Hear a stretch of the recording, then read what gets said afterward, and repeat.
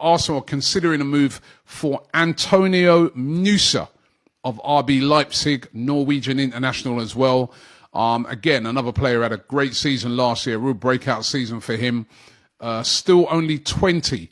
Now, he's another player that nearly signed for Brentford, in January, last January, should I say.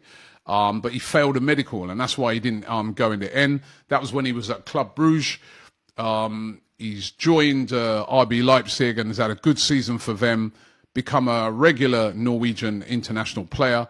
And it's rumoured that Arsenal have been discussing him whilst they've been in talks over Sesko with RB Leipzig. So contract till 2029, so he's a long-term contract.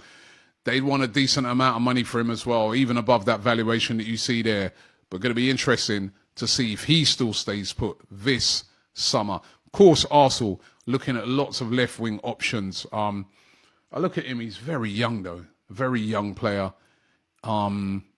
Is that what Arsenal want to bring in? You know, you already got Martinelli there. Surely they want to bring in somebody of, you know, who's just going to hit the ground running as of the top quality right now. Nusa, we talked about him yesterday. Someone actually commented and said, can we go for Nusa? And literally the same night, there was news about Nusa that came out. So that was interesting. Arsenal are considering Antonio Nusa as another potential signing from RB Leipzig during talks for Benjamin Sesko. Multiple insiders in the industry have confirmed Arsenal's interest. However, it is not yet clear if Nusa, valued at 45 million euros, is priority target. It depends even the relationship between us and Leipzig after the Sesko debacle. Are they going to work with Arsenal again this transfer window if they feel like we've played some tricks on them or whatever, however they feel? But Nusa, I've watched him play a few times for Norway recently. He's got a very good goal against Italy. Basically plays in the forward line with Haaland, Solot, and Odegaard, and he does very, very well on that left wing. I haven't really watched much of him in the club. I've actually watched more of him for country than club. Not many players get to do that, but for him, I've actually watched him more for Norway than his club. But he's still very young, so he doesn't have that experience that we're looking for on the left wing. You might get a player who's going to take on players. You might get a more, exciting player. But if you're looking for experience and goals and assists and all that, someone who's done it for a few years, Nusa is very, very young. So compared to the names that Arsenal fans want, the Rodrigos and Nico Williams and Rafa Leao's and Lookmans, Nusa is not in that level yet. And it would cost us up to touch the £3 million around that. But as I said, he's not really priority target, which is fair enough. I don't think he should be. Nusa should be one of those players. If we get Rodrigo and then we want another winger, then we can get someone like a Nusa. But you didn't really get a striker and then Nusa's the winger. I don't think that would be enough. I feel like we need a striker, a very, very experienced winger. And then a third signing, I was happy even to get Sane as the third signing, or someone like a Rodgers as the third signing as well. The players like Rodgers and Eze would be top of that list first. But if the money is the problem to get another signing, another forward signing, then you can go for players like Nusa. If it costs like 30 million, then I'd be happy that it feels like the third forward signing, but not the first or second. First has to be one of those two strikers, and then winger, Rodrigo, Nico Williams, Lookman, one of those, even Leao, no problem with that. Now, departures. According to Gazzetta Italia, Milan want both Kivio and Zinchenko, not just one of them. They want both of them. Now, we did a poll. Let me give you guys the results for whether Kivio should stay or he should leave. So the poll was, is Kivio a must keep, or should we sell Kivio for 15 to 25 million, I think it was, or should we sell him for 25 to 35, or should we sell him if he's 35 million plus? Surprisingly, a lot of people say they don't even care about how much money we get. He has to stay. 73% said must keep.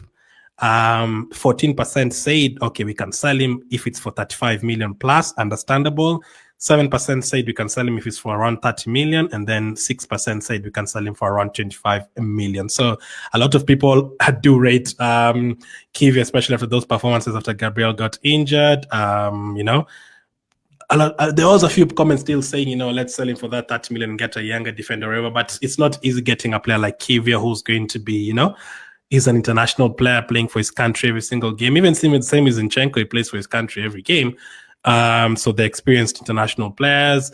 Kiva is always available. The last 3 seasons, he's covered 3 different positions. This guy covered for Saliba when he got injured 3 seasons ago. And then he covered for left back, a position for Zinchenko, when Zinchenko and someone else was in that position, got injured, Tomiyasu, 2 seasons ago. And then now he's covered for Gabriel, and Gabriel has gotten injured in the left centre-back position.